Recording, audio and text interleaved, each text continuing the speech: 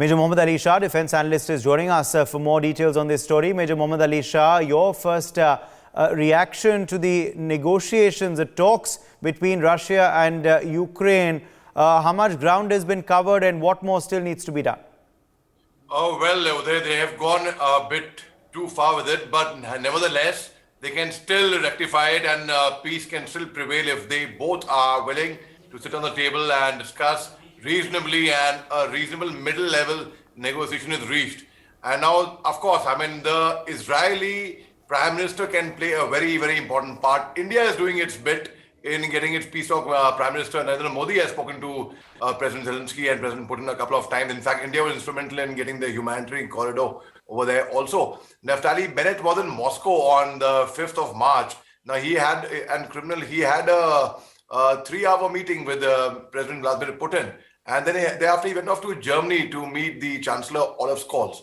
Now, there are few things, though President Zelensky has said that it would take time. Well, I'm sure, Uday, if I give you a small thing so that everyone can connect with, if we have a fight with somebody, or if we have a misunderstanding, or if we have a tiff with somebody, we cannot sleep at nights. We would be very uneasy. Similarly, you can imagine the plight of the warring countries, the two presidents, the governments, the common citizens, the soldiers, how uneasy they would be. And now I will tell you why Israel can actually play an important part in this issue. As we all know, Israel and Russia are very, very dear friends, very, very dear friends. They, in fact, do not even need a visa for a visa pass, like the way we have in Nepal or Bhutan. We have an equation with them. We have relationships with them. Similarly, they are very good friends. And of course, and President Zelensky, if he takes out the other angle that, he is a Jew himself, and Israel, he can play on that card as well. Apart from that, Yes. The Russians M400, the S400. So they have deployed them in Syria, and you know what? Not a single of them have their S400 towards Israel. In fact, they have a hotline, Israel and Russia, which was established in the year 2014 after they threw off the government in Crimea, for that matter. Now, and also a lot of tourists, out of 3.5 million tourists who visited Russia, 17% were from Israel. So they maintain a very fine relationship. Also, when the Nazis, long back, when the Nazis had come, they were trying to enter, the Germans were trying to enter into Russia. Ukrainians who had helped them. And so Ukraine can actually come and they can be a peace mediator of Israel can be a very good peace mediator over there. Right. Now, when both the nations have to find out a middle way, there is no solution, there is no Absolutely. United Nations, the number of refugees who have fled Ukraine since the Russian invasion on the 24th of February has topped the terrible milestone of 3 million. Major Mohammed Ali Shah, 3 million refugees ever since the war started. It is very disturbing and very disheartening that, the UN has reported that over 3 million people have left Ukraine, but also at the same time, a small chunk of them have started trickling back into Ukraine, not because there's peace prevailing over there, but because people want to get into Ukraine and fight for Ukraine. So it is like, and I had never estimated them to pull it off beyond 20 days. It's like an elephant and an ant fighting. If the ant wants, the ant can create havoc for the elephant if the ant uses it wisely. But at the same time, I would give this analogy where I would see the entire country, Russia as the ant and the world as the elephant, because right now the whole world is now gone anti-Russia because they were the aggressors, and an aggressor is always wrong no matter what. That gives no justification if they were provoked also. If you go back into the history, yes, they were provoked, and President Putin, Russia waited too long, yes, but yet it gives no excuse, no reason, no justification for them to do a criminal act like raging a war. Now, 3 million people being displaced, who have lost their families, lost their homes, going to different parts, and if you see where have they gone? Most of them. The neighboring parts, Romania, Poland, some of them who were from the eastern side have gone towards Russia, some of them from the north have gone towards Belarus. Now, if you see, they are displaced all over the world. And if you can imagine today, if we stay out of our house, we are locked outside a house for like just barely 2 hours, we get uneasy. Here, imagine people have lost their families, they have lost everything, completely shattered, ground zero. So peace has to prevail. If France and Germany, who were bitter enemies before the World War, and if they can become such good friends and boom in Yes. economy, I see no reason why no other country can actually become friends and they are. Okay. Canada has imposed severe sanctions on 15 more Russian officials, including government and military elites who are complicit in this illegal war, bringing the total number of individuals and entities sanctioned by Canada to nearly 500. The Canadian Prime Minister Justin Trudeau has announced this in a tweet. So Canada tightening the noose around Russia, announcing more sanctions. Mohommed Ali Shah. Uday, what's going to happen is ultimately Russia, there will be more sanctions and further more sanctions and further more sanctions. And Russia is going to be undeterred by it because President Putin is very determined about it. Cannot shake his determination. And he has planned for this war for many, many years. But despite that, there's a lot of information warfare at the same time. There's a lot of psychological warfare going on at the same time. And I will tell you why the West is actually winning the information warfare at the same time there. See, there are always two sides to a coin. We always clap with two hands. We know the side which we are told, but we do not know the side which we are not told. Now, Russian media is also, like for example, both the countries today are claiming that they have destroyed so many vehicles, so many tanks, so many soldiers have been killed, so many, the casualty level, but both of them are saying either sides are lying. Now, who do we believe? Now, obviously, Ukraine is being supported by the Western media and Russia is independent on their own. So we really do not, in a war zone, the knowledge, the inputs are limited. One can be in a war zone physically, practically on ground, but it's actually, one still has limited access. It's like, Uday, you are in Delhi, with all due respect, and the journalists, Indian journalists who are there in the war zone. My cousin went there with a channel, in fact, she was there in the war zone. She returned back yesterday. So she was reporting from there. So now I am saying, even if you are in Delhi, would you know what is happening on the outside of Delhi? Perhaps you would know as much as somebody sitting in Bombay would know through news, because you are not there physically on ground. You would not be there. You would be there where shells are falling, but there's no guarantee. So the information from a war zone is always limited. Now, if something does not suit a certain section of the media, and who is controlling the majority of YouTube, Twitter, Facebook, the social media accounts, it is the West. And a lot of companies are withdrawing from Russia at the same time. Russia has banned Canadian Prime Minister Justin Trudeau along with over 300 Canadians from entering the country, including Foreign Minister Melanie Joly, Defence Minister Anita Anand and almost all MPs following Canada's support of Ukraine as per Ukraine's The Kyiv Independent. So further developments coming in, Major Shah. Russia now cracking down, Russia barring top Canadian government officials, including the Prime Minister, from entering Russia. I really don't know what to say about that, but yes, I would say they're trying to follow the policy of tit for tat. That okay, you will bar us, we will bar you. You will put sanctions on us, we will see what we can do to you. And ultimately, Russia is on a self-destructive mode. Let's accept it and but they are going to lose. They're going to lose in the sense that in a war, nobody wins. There are no winners. Everyone's a loser. But they will drown, they will take Ukraine along with them, and they will take the rest of us along with them as well. And I fear somewhere, on 24th February, trending on Twitter, the Third World War. So now I'm afraid, Uday, I was the first one to say, no, it will not lead to a world war. At the best, there will be an economical war or a European war at the best. But now I am beginning to actually reconsider what my opinions, because nobody had estimated this war to become this big thereafter. So yes, most certainly when Russia also says, okay, the Canadian Justin Trudeau will not come here, so-and-so will not come here. So it is basically tit for tat. But then ultimately, two wrongs do not make a right. And yes, they have every right to do that. There's no denying that. They are well within their right.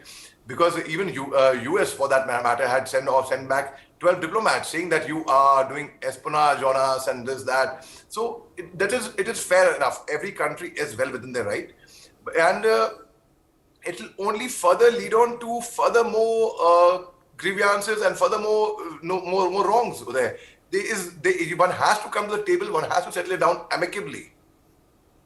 Poland has called for a NATO peace mission protected by armed forces to help Ukraine. Vice Premier Jaroslaw Kaczynski, during a visit to Kyiv, he said, and I quote, "This cannot be an unarmed mission. It must seek to provide humanitarian and peaceful aid to Ukraine." So these, of course, are further developments coming in. Major Mohammed Ali Shah, how do you react to what Poland has called for? Excuse me. Yes. So Poland also had offered their MiG-29 jets, in fact, through US, which US had rejected that offer, and they said you can do it directly if you want. So now, when Poland also steps in, every small country is stepping in. So this, whatever new developments are taking place, everyone is trying to basically establish peace, but by by providing more weapons and more this thing, one doesn't realize one is actually fueling the fire thereafter. So most certainly, at the end of the day, there has to be a route which has to be taken where President Vladimir Putin, who has made up his mind completely, but somewhere, and there are talks about someone saying that let's assassinate him and this that. It is, see, it's not about breaking a head or destroying someone from the head. The ideology, the philosophy, the thinking has to be changed, right? So it's like, by killing Osama bin Laden, the terrorism got wiped out. It did not. The ideology, unfortunately, is still prevailing, and it should be wiped out at any cost. Similarly, by assassinating one person does not mean that in the entire thinking will you cut one head, 10 heads will be born. So yes, when Poland steps in, it is okay. It is fine. Every country is. I'll give you another example. First World War. US stepped in after a couple of years. 1914, when 28th June 1914, when the heir to Austria-Hungary Empire was assassinated in Bosnia by a Serbian nationalist. That time the war broke out. After a month later, Austria-Hungary announced war on Serbia, and different countries pooled in much later on. US stepped in 1914, 1915, 1916, 1917, 16th March, 17th March, 18th March, when Germany had surrounded Britain and the plan was to choke all the supplies, all the trade routes through sea and through the U-boats and the submarines. That time the Germans had sank 3 US ships. And that is when President Woodrow Wilson, who was determined that he would not enter the war, he stepped in after that. And that is how the war became bigger. Now you take another order of precedence. On 1st September 1939, Germany had attacked Poland. Again, coming to Poland, and there the war, it's only between two countries. The war flared up thereafter. So a small spark can actually lead to a very big fire. A small throw in the water can lead to a tsunami. So it is, I just told you that I am fearing that. I hope it does not get any bigger. Because it's very easy to say, no, I don't, if I'm an optimist thinker, and to put everyone at peace and to spread everyone, no one gets worried, and not to sound like an alarmist, I'll say, no, it will not lead to a world war. We said that a day before, on 21st February, when President Vladimir Zelensky announced the integration of the Donbas areas, of Luhansk and Donetsk. That even till then, we said, no, they'll not attack.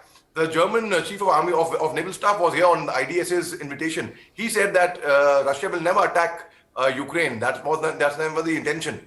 But see, a war broke out on 24th February. A day before that, analysts were sitting and saying, no, I don't think it's just a hybrid war where they're trying to just posture. And but anything can happen, and it's about time the entire world community has to, at any cost, peace must prevail, because it is not just Germany, it's not just Ukraine, it's not just Russia, it's not just the neighboring countries, it's not just the NATO countries, it's not just US, it's not just the people who are affected, not just the stakeholder. Every single person in the world somewhere, directly or indirectly, is a stakeholder over here, and everybody is going to be affected before the war actually goes out of control completely over there. Major Mohammed Ali Shah is also still with us. Major Shah, clearly, of course, Ukraine striking back, claiming, of course, that a fourth general has been killed, even as air raid sirens continue to go off across multiple Ukrainian cities and explosions being heard even in the capital of Kyiv suburbs. Well, yes, Uday, but a lot of it is also a lot of information warfare, which both the sides are doing at the moment, that, oh, so and so. But yes, when a general goes down, definitely, there's no denying that the morale of the troops goes down completely. And right now, I can imagine the morale of the Russian troops. But also, if you think of it,